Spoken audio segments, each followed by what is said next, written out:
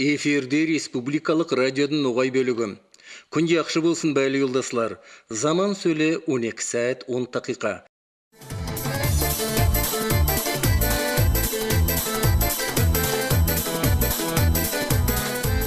Баслайымыз өмірлік татымлықты ел ақашпас деп аталған bizim радио беруімізді.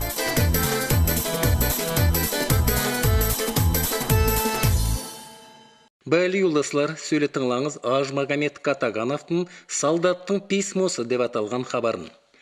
Ауыл почтальоны Межит тетігінің үстінде елмен бір болып есіп келіп, аузын қасында олтырған құртқанын янына тоқтады да, «Айсе абай» деді тетіктен түсіп, «Сүйініш, Казбектен письмо келді». Міне, Айсе шырайы қаша беріп, ұшып тұра қалды да, письмоды алды, оны ян-яғына аударып қарады, соң қайта-қайта үйіп, қойнына салды. Тек соларды еті болғаннан соң, почтальонға біраз ясланған, ама сүйінішке толған көздермен қарап, «Өмірің ұзақ болсын Межит, янымды бір тыныш айттың» деді. «А сүйініші менің мойнымда. Үйге юық бол. Сау бол Айсе абашым, заманым аз» деді Межит. Кірмеге ұнамады. Ама құртқа оны бірде болмаса письмоды оқып кет деп айтты. Өзі қойнындағы письмоды шығардып, алып почтальонға тұтты. Соның арасында қайдан да есте қойғанар деді. Айсе үйінің аузына көзайын айтып, таныс юқлары, қоңыслары жиылдылар. Әдемлер көп болып жиылғанда, Айсе Межитке яна бір тіледі. «Оқы көзім» деді. «Әскерден іссі салам, сүйген анам» деп бастады Межит қағытқая яйып. «Сондай саламымды қардаш қауымларымға, тең юқларымға да еберемен». Оннан соң Казбек үйдегілерін ден саулығын сорап, өзінің яшауы ару екенін айтып yazды. «Мұнда көрген затларымның бәрісі де көз алдымнан кетпей тұрады» деп yazған еді. Артын сыра яз. Мен соны сізге де айтаяқ боламан. Түбі іслер мұнады екен. Bizim казармада қалған орындықлармен бірге тажай жиылған бір заманда да тиілмей таған 2 орындық тұрады. Олардың жоғарына іргеге СССР-дің Верховный Советінің указы ілінген. Ол указбан гвардия сержант Қаламат Юлдасовқа, гвардия рядовой Сергей Иванович өлгендері соң Совет Союзының бәтірі деген ат берілген деген yazу бар еді. 1941 ел. Немец фашистлері Киевке юқылап келе береділер. Біздікілердің танковый полкы платформаға тиеліп, соғыстың қайнаған бетіне yol алып шығады. Әскер техника тиелген эшелон рельслерді тоқылдатып, күн батар бетке шабады. Сутка ярым жүргеннен соң, 1-2 күн таң сес беріп баслағанда, полк етек еріне етіп, соғыс позицияды орнасады. Әден деген yolдас теңлерінің соғыста қан янларын аямай өліп кеткен көрсе түңілмейді. Қайтарасына болатты шыныға береді. Қаламатпан Сергейдің танкы соғысқа кіргенлей, оның ең қауфлы, қаты ерінде болдылар. Ясларының көйлеклері ақ тұзы шығып терлегенлер. Ама олар қайғадар соғысқандарын, арған талғанларын мұтып, ерінлерін кепкенін тілік-тілік болып ярылған білмей, бетлер мен көзлерін тер қаплаған қарамай, даулардай соғыса берділер. Танк оттай қызған, ама Сергейдің ұста қолары оны ұршықтай айландырады. Ақаламат, Сергей, оң яққа, солға, алдыға деп команда беруде болады. Бірден Сергей, гвардия сержант танк деп қышқырды. «Көремен» деді Қаламат. «Біраз солға, ядралар таусилятыр. Сол бар оңман бар». Арасы саналған секундтылар кеттілер, темірдің үстіне тармасқан сес естілді. Яны штабта. Бірден көкті ерді сіңкілдетіп, ярылған толқын гүрілдеді, қара түтін араласқан ялын көкке жоғарға шапшыды. Соғыс тоқтағаннан соң қарағанларында сосы 2 яс немеслердің 6 танкын яғып, 7-шісімен бірге танк яралғанда өзлері де өліп кеткен болып табылдылар. Сол егітіктілер үшін оларға Совет Союзының бәтірі деген ат берілген. Межит тынысын алып болғаннан соң яне оқи барды. Сергей кішкейден бері ата-анасыз детдомда өскен. Қауға басланғанда әскерге алынатаған ясы толмағанына да қарамай, фронтқа кетіп, мұнда қысқа болжалдың ішінде танковый школада құтылған. Қаламатты комсомолдың шақырумен танковый училищесіне түскен. Оны құтылар-құтылмастан қауға бастанады. Оның анасы сөйледе Қобан бойында бір станицада яшайды. Біз оға письмо yazып жібергеміз. Соса әдет бө часте көп еллардан бері сақланып келеді. Менің письмомның басында айтқан 2 орынды Қаламатпен Сергей екеуіндікі сақланып тұрадылар. Бұл яслар қауға елларында сосы часте қызмет қылғандар. Сүйген анам бәрі теңлерімді, көтерімізде службамызды Қаламатпен Сергейдің егітлігіне тиісті болмаға шалысамыз. Межит письмоды сол затларды жиылғанларға оқып естірдім. Сол кеше Әйседің қоңыслары түрлі хабарлар құрып, оның үйінде түн ортасына дейін олтырдылар. Ауыл ясы Қазбектің әскерде сақи қызмет қылғанына оның ауылдаслары үйкон сүйініш еттілер. Бұл юлдаслар сөйлесіз тыңладыңыз Ажмамет Катагановтың «Солдаттың письмосы» деп аталған радио беруімізді.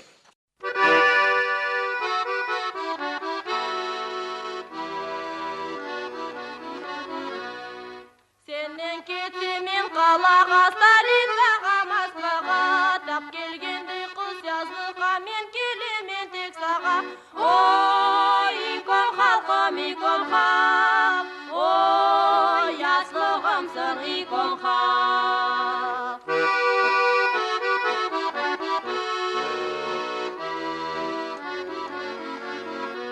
Бала бесік бір ұтпаста, еш ұтпайман сені мен. Бесік болып та балала, икон халқым естіргін. Ой, икон халқым, икон хақ, ой, яслығымсың, икон хақ.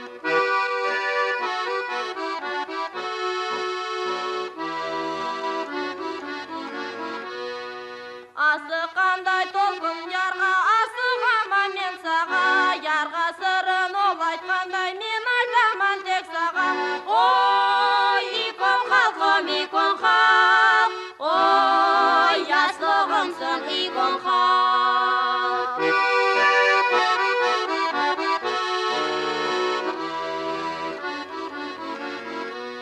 Күнгі өлен ұмтылғандай, ұмтыламан мен саға, Йылдыз көкті тап ұшқандай, мен ұшаман тек саға. Ой, икон халқым, икон хақ, ой, яслығымсың, икон хақ.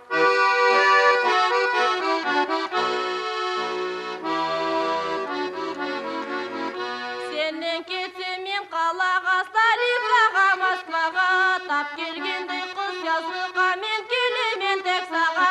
Ой, икон халқым, икон хақ, ой, яслығымсың, икон хақ. Сөйлі тыңлаңыз Зейт Кейбалиевтің «Әділік эм намыс» деген ятлауын. Қайды ауыр қиынлықта болсам да, әділіктің намысыман боламан. Қайдей затты тұтанып мен етсем де, ол намысты жүрегімде тұтаман. Туғанларым, ел халқыман сөйлесем, я де болса олар мұнан іслесем, қатнасымда әділіктің намысын дайым күттім, аданасым, yolдасым. Мен оныман ялынлы отта өтіп, еңеуліктен еңеулікке барғаман, тек оныман мұрадыма етемен. Таудай көшті сол намыстан алғаман. Жүрегімде сол намысты сақлайман. Ол намыстың өңдесінде ішінде ол басшының қолымыны айнытқан сәулесі бар ел халқымның күшінде. Күшлі аяз, қарлы боран болса да, адым алып теңлеріммен жүргенде, онымынан үлгілікке етсем де, әділіктің намысы сен дегенмен, таза намыс әділікке болуын, ұлы насып сәвет елде тұтуын, намыс не зат екендігін түсінттім.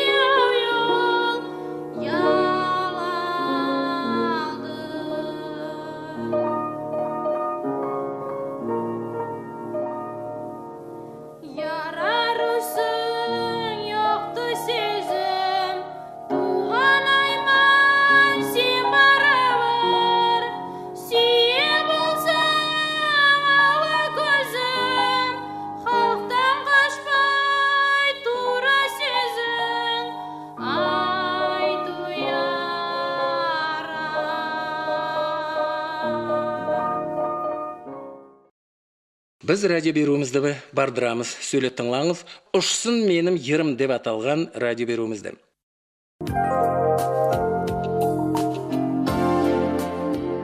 Озған радио берулеріміздің бірісінде біз ерші Мұратхан Түркменовадың яңы ер ейінтігі хақында айтқан едік.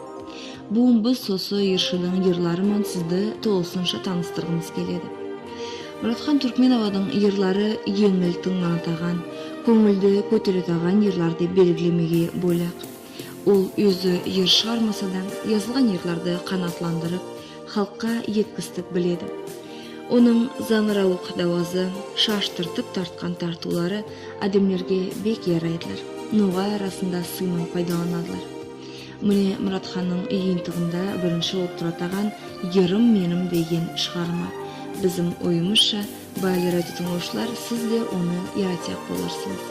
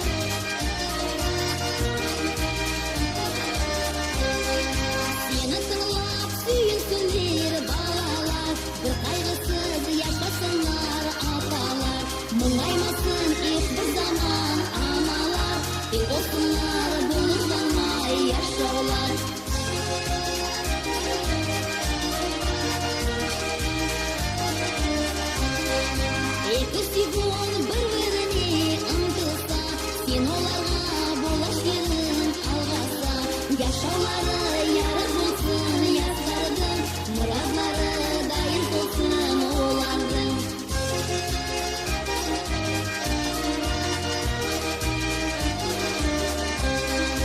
Игі қадем yolға шықса алдына, шуақ түсі ерім оға емяйна, елі менің арамлықты сен яғаш, ем заңырап игілікке yol салаш.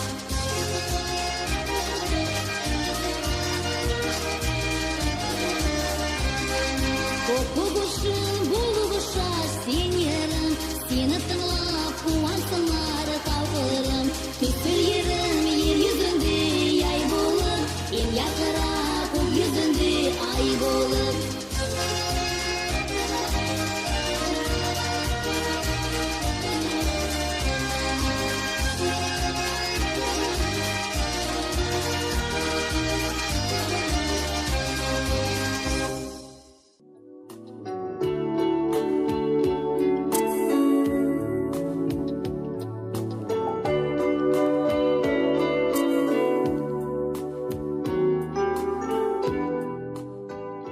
Мұратхан көп тойларды, игіліклерді көтереді. Соның үшін оның репертуарында қайнанамын яз келінің айқасуларына бағысланған қажаулама ерларды аз туылар. Олардың бірлері қайнана деген ері. Келіңіз оңында тыңлаңыз.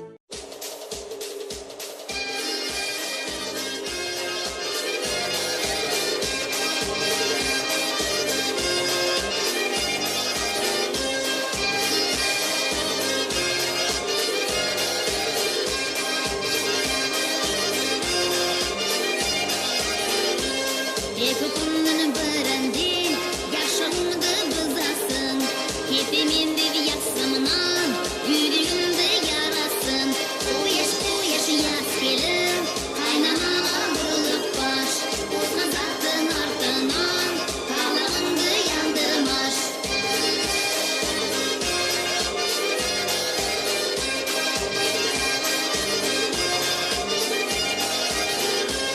Оны несі яс келім, ярасы бір қарая, мен қайнана сен келім, ендігісі болая.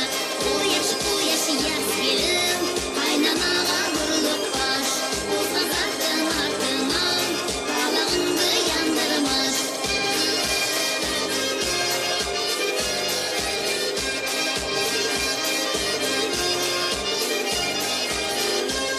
Өз анамды сүйгенде, мені де бір сүй тағам. Менді саға басқасы, сенде анамы де тағам. Қояш яс келім, сүйірларыңды салаш. Ару асларды, алдымға менің салаш.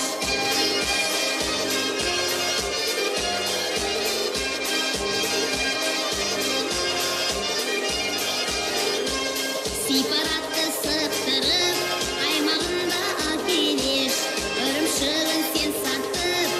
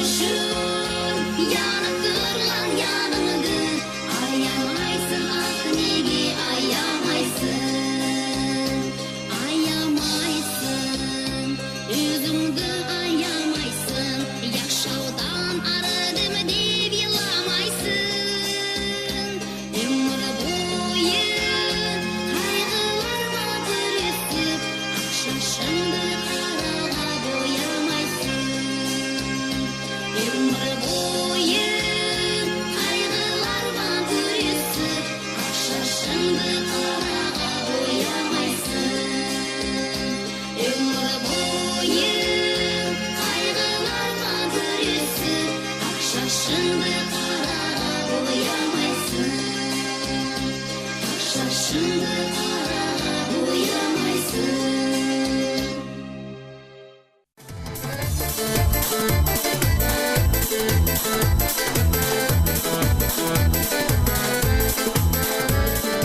Bəli yoldaşlar, sonman bizim bugungi radio berumiz soňuna keldi.